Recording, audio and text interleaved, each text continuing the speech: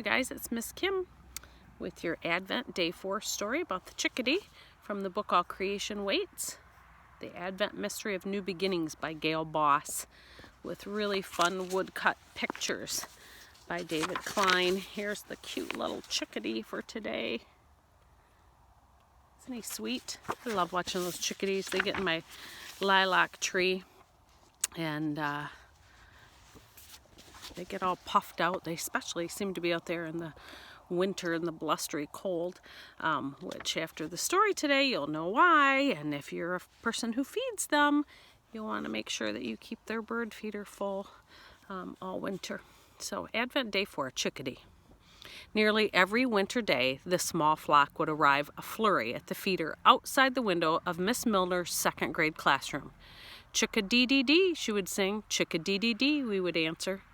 Small, round bodies with large, round heads capped in black, they were acrobats, twirling upside down on the feeder and on the pine boughs, brushing it.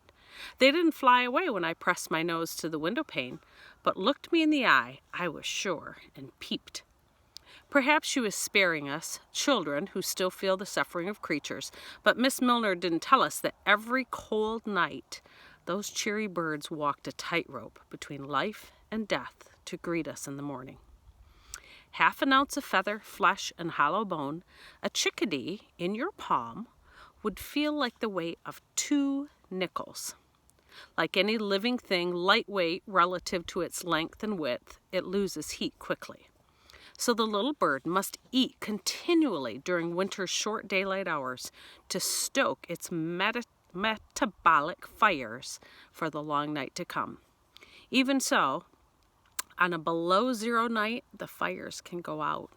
Even tucked into the shelter of a tree hole, even with the ability to drop its body temperature substantially to save energy, a chickadee on a winter night burns through all the calories it ate during the day.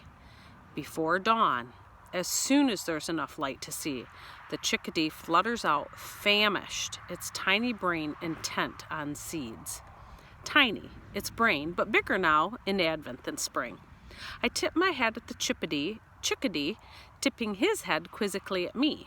Inside that black skull cap, his hippocampus is bulged with a precise map of his half-mile territory, an X marking each flap of tree bark or log crack where he's stashed a seed.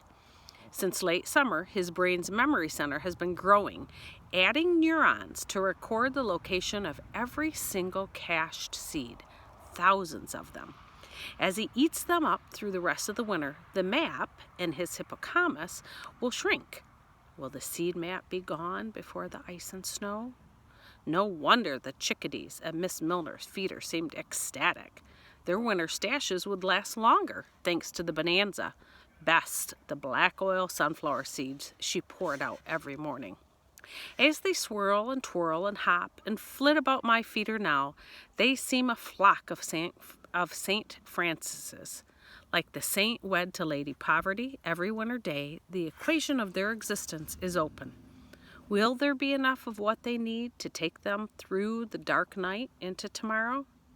Beyond reason, like the saint, they act as if the question is truly an opening, a freedom, a joy. So I hope you enjoyed the chickadee story.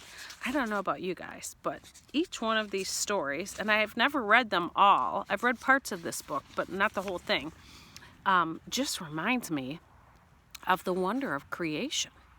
I mean, the fact that his brain grows, that he flies a half-mile, that's a long ways for that little bird. And he knows the location of all those little seeds. It's amazing. So Miss Kim's going to try to do a really good job at keeping her bird feeder filled so that he can save his little stash. Tomorrow, our story will be about something that I know probably every one of you in Michigan has seen, the white-tailed deer. So until then, remember, Jesus loves you, and so does Miss Kim. See you tomorrow. Have a good night.